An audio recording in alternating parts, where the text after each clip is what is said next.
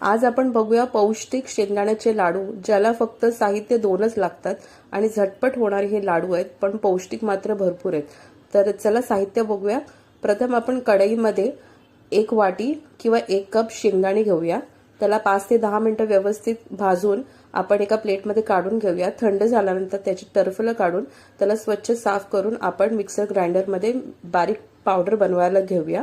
एकदा पावडर बनली की आपण त्यामध्ये अर्धा कप किंवा अर्धी वाटी गुळाची पावडर घेतलेली आहे, ती मिक्सरमध्ये एकदा वाटून घेऊया। ही सगळी प्रोसेस आपल्याला बनसालू करून आपण मिक्सर चालवायचा आहे। एकदा ढवळून घेतल्यानंतर परत आपण मिक्सरमध्ये वाटून घेतलेलं आहे। आपल्याला तोपर्यंत वाटायचं आहे जोपर्यंत शेंगदाणे तेल सोडत नाही। त्याच्यानंतर जेव्हा गोळा तयार होतो मिक्सरमध्ये तेव्हा एका प्लेटमध्ये काढून घ्यायचं, त्याच्यामध्ये वेलची पूड टाकायची आणि लाडू वळायला घ्यायचे आणि एकदम पौष्टिक लाडू तयार आहे। नक्की करून पहा आणि मला सांगा कसे झाले।